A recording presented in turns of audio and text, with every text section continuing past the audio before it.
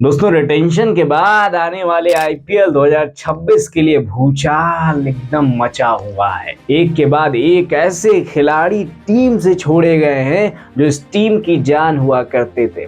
चाहे बात सीएसके के रविंद्र जडेजा की हो या फिर कोलकाता नाइट राइडर्स के आंद्रे रसेल की, या फिर आप बात मोहम्मद शमी की कर लीजिए, या फिर राहुल चहर की, या फिर रवि बिश्नोई की, या फिर ग्लेन मैक्सवेल की।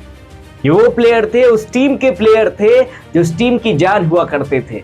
इनके बिना वो टीम थोड़ी अधूरी अधूरी सी लगती थी, मगर इन प्लेयरों को इन सभी टीमों ने रिलीज कर दिया है। चेन्नई सुपर किंग अब जडेजा की जगह सैमसन को ले आई है। केकेआर ने जो है आंद्रे रसेल को ड्रॉप कर दिया है, उनके साथ और भी बड़े बड़े प्लेयरों को ड्रॉप किया है। तो आखिर में इन प्लेयरों की भरपाई कैसे होगी? आंद्रे रसेल की जगह केकेआर किसको लाएगी कि केकेआर फिर से वो मजबूत टीम कहलाएगी? चेन्नई सुपर किंग किसको लाएगी कि डेविन कॉनवे की जगह भर पाएगी? ग्लेन मैक्सवेल की जगह कौन आएगा? मोहम्मद शमी की जगह कौन आएगा? आज तमाम उन खिलाड़ियों के राज खोलने जा रहे हैं जो इस बार उन खिलाड़ियों की भरपाई करेंगे जो उस टीम से रिलीज हो गए। यानी सीएसके से अगर डेविड कॉनवे गए हैं तो उनका भरपाई कौन करेगा?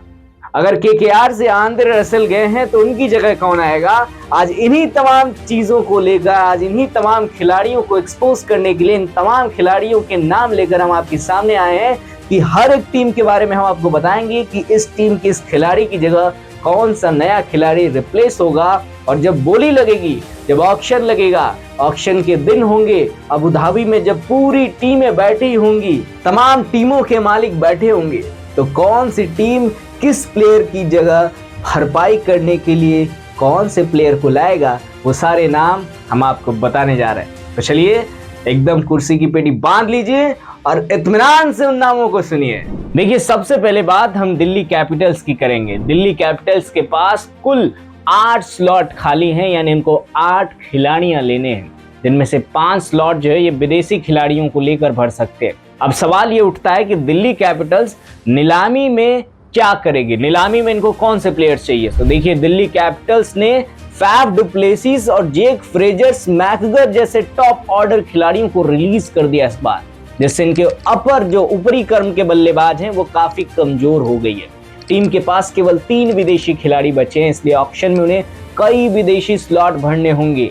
नीलामी में डीसी का पूरा फोकस टॉप ऑर्डर बल्लेबाज, पावर हिटर और 3-4 विदेशी विकल्प को खरीदने पर होगा। टीम नीलामी में वेंकटेश अय्यर और जोश इंग्लिश पर खर्च कर सकती है, क्योंकि वेंकटेश अय्यर को केकेआर ने अपनी तरफ से रिलीज कर दिया। तो इन 2 खिलाड़ियों पर नजर जो होगी वो दिल्ली कैपिटल्स की बनी होगी। वहीं अब बात करेंगे हम गुजरात टाइटंस की। गुजरात के जो स्लॉट खाली हैं दोस्तों, वो 5 स्लॉट खाली हैं, जिसमें से 4 स्लॉट इन्हें विदेशी खिलाड़ियों से भरने हैं। तो ऐसे में नीलामी में इनको क्या चाहिए? जीटी के लिए सबसे बड़ा गैप है एक फिनिशर का, क्योंकि शेरफन रदरफोर्ड अब टीम का हिस्सा नहीं है। इसके अलावा टीम कम से कम एक ऑलराउंडर को भी जोड़ना चाहेगी ताकि पूरी तरीके से टीम बैलेंस्ड हो। वैसे खिलाड़ी देखेंगे जो डेथ ओवर्स में मैच खत्म कर सके, यानी मैच फिनिशर पर खासा ध्यान होगा। वे Andre Russell, Livingstone, Vijay Shankar, Mahipal उमरो, David Miller और मैक्सवेल में से किसी को टारगेट कर सकते हैं। अब हम बात करेंगे केकेआर की, कोलकाता नाइट राइडर्स की, क्योंकि इस बार जो केकेआर ने प्लेयर रिलीज किए हैं उसने सभी को ऐसा सस्पेंस में डाला है कि आखिर इस बार केकेआर किसको खरीदेगी। अब ऐसे में केकेआर ने जो नीलामी से पहले खिलाड़ियों को रिलीज किया है वो बहुत ही बड़े खिलाड़ी रहे, उम्दा खिलाड़ी रहे। टीम एक तरह से खुद को नए सिरे से तैयार करने की तैयारी कर रही है। हालांकि जिन खिलाड़ियों को उन्होंने रिलीज किया है उसमें रसेल का नाम है, वेंकटेश अय्यर का नाम है, डिकॉक का नाम है और गुरबाज का नाम है। ये सभी फ्रेंचाइजी के स्टार खिलाड़ी माने जाते थे और इन सब को बाहर का रास्ता दिखा दिया। टीम को लगभग हर विभाग में स्लॉट फिल करना है। उनकी सबसे अहम जरूरतों में से एक विकेटकीपर, एक ओपनिंग बैटर और एक अनुभवी ऑलराउंडर शामिल हैं।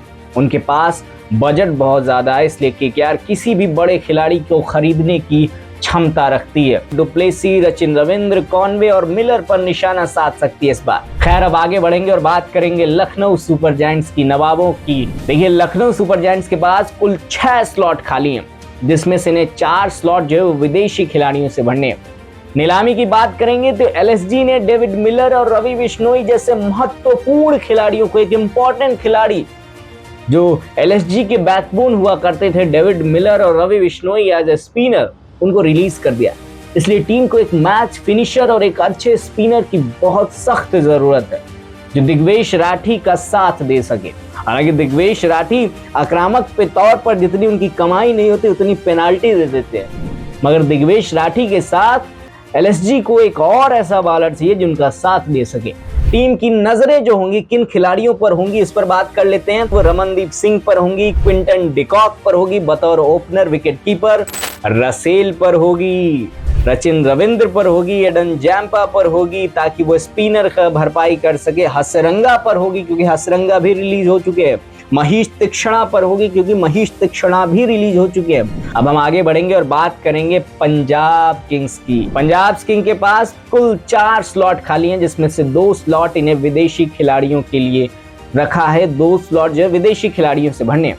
नीलामी से पहले इनको क्या करना होगा ये देख लीजिए। पंजाब की प्लेइंग 11 हालांकि लगभग फिक्स्ड है, कोई इसमें हेरा फेरी ज्यादा बदलाव नहीं है, लेकिन अधिक बजट न होने की वजह से टीम केवल फिलअप खिलाड़ियों को ही खरीदेगी। ऑक्शन में पंजाब का प्रदर्शन बहुत शांत रहने की उम्मीद है क्योंकि बजट बहुत कम है।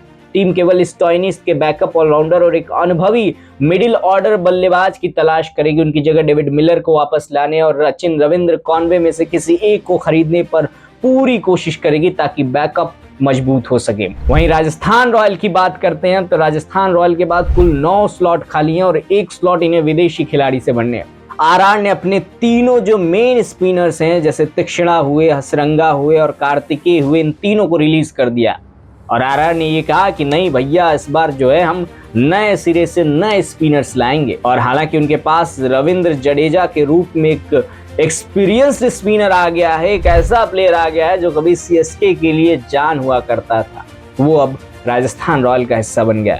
लेकिन फिर भी जयपुर की पिच को देखते हुए टीम 1 या 2 स्पिन विकल्प और रखना चाहेगी। साथ ही टीम को एक अनुभवी, एक एक्सपीरियंस तेज गेंदबाज की जरूरत होगी। विदेशी स्लॉट केवल 1 है, इसलिए उन्हें भारतीय स्पिनर्स पर बोली लगानी होगी। राजस्थान के टारगेट पर एक्सपीरियंस लेग स्पिनर कर्ण शर्मा और रवि बिश्नोई जैसे खिलाड़ी हो सकते हैं या फिर टीम मैक्सवेल के रूप में एक अच्छे स्पिनर और बल्लेबाज खरीद सकती है। दोस्तों अब बात सनराइजर्स हैदराबाद की करेंगे। देखिए सनराइजर्स हैदराबाद के पास कुल 10 स्लॉट खाली हैं और 2 स्लॉट जो है विदेशी खिलाड़ियों के लिए हैं। ऐसे में जैम्पा और राहुल चहर को जब सनराइजर्स हैदराबाद ने रिलीज किया तो उनकी पूरी स्पिनर्स जो है टीम वो कमजोर हो गई। टीम का पूरा फोकस भारतीय स्पिनर को ढूंढने पर होगा और ऐसे में रवि बिश्नोई एक अहम साबित हो सकते हैं खिलाड़ी। इसके अलावा टीम हसरंगा या फिर तीक्ष्णा को भी टारगेट कर सकती है। साथ ही हैदराबाद को एक ऑलराउंडर, एक भारतीय तेज गेंदबाज की भी जरूरत है। शमी को ट्रेड करने के बाद हैदराबाद गेंदबाजी विभाग को, गेंदबाजी डिपार्टमेंट को, गेंदबाजी के पूरे खेमे को और मजबूत करना चाहेगी।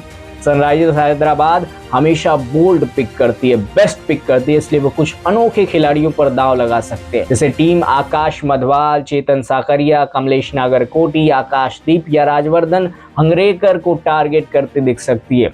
पथिराना और नॉटजे पर भी फ्रेंचाइजी की नजरें होंगी क्योंकि पथिराना को सीएसके ने रिलीज कर दिया है। खैर अब बात करेंगे उस टीम की जिसके चर्चे आईपीएल शुरू होने से आईपीएल खत्म होने के बाद तक होती है। बात होगी चेन्नई सुपर किंग्स की। चेन्नई सुपर किंग्स के बाद कुल 9 स्लॉट खाली हैं जिनमें से 4 स्लॉट इन्हें विदेशी खिलाड़ियों से भरने हैं। सीएसके का सबसे बड़ा नुकसान है सैम करन का जाना, इसलिए फ्रेंचाइजी की सबसे पहली प्राथमिकता होगी एक टॉप क्लास विदेशी ऑलराउंडर को लाना। उनके पास एक बैलेंस्ड बजट है, एक पर्याप्त बजट है, इतना बजट है कि वो पर्याप्त खिलाड़ी ला सकते हैं, इसलिए वो रसेल के पास जाएंगे, वो मैक्सवेल के पास जाएंगे, वो लिविंगस्टन के पास जाएंगे या कैमरन ग्रीन जैसे बड़े नामों के पीछे जा सकते हैं। इसके अलावा मथीश पथिराना को रिलीज करने के बाद सीएसके के सीम बॉलिंग बैकअप भी चाहेगी, खासकर नॉर्थन एलिस के सपोर्ट के लिए। चेन्नई अपनी रणनीति में स्थिर रहती है, इसलिए वो गुणवत्ता वाले खिलाड़ियों पर भरपूर खर्च कर सकती है। मगर इन सब के बीच चेन्नई सुपर किंग्स के पास महेंद्र सिंह धोनी हैं जो किसी भी नए खिलाड़ी को टॉप खिलाड़ी बना सकते हैं। चलिए अब आएंगे मुंबई इंडियंस की तरफ। मुंबई इंडियंस के पास कुल 5 स्लॉट खाली हैं जिसमें से 1 स्लॉट इन्हें विदेशी खिलाड़ी से भरने हैं। मुंबई इंडियंस पहले से ही काफी बैलेंस टीम है और बहुत पावरफुल टीम है। उनके बजट में लगभग 2,75,00,000 रुपए है, इसलिए टीम बड़े खिलाड़ियों के पीछे नहीं जाएगी, क्योंकि बड़े बड़े खिलाड़ी ऑलरेडी मुंबई इंडियन की टीम में है। रोहित शर्मा है, हार्दिक पांड्या है, जसप्रीत बुमराह है, सूर्य कुमार यादव, ऐसे तमाम बड़े खिलाड़ी मुंबई इंडियंस की टीम में भरे पड़े हैं। इसलिए टीम बड़े खिलाड़ियों के पीछे नहीं जाएगी। उन्हें केवल लो प्रोफाइल घरेलू खिलाड़ी चाहिए जो बेंच स्ट्रेंथ को मजबूत कर सके। ये मिनी ऑक्शन एमआई के लिए शांत रहने वाला है। अब बात आरसीबी की करेंगे हम लोग।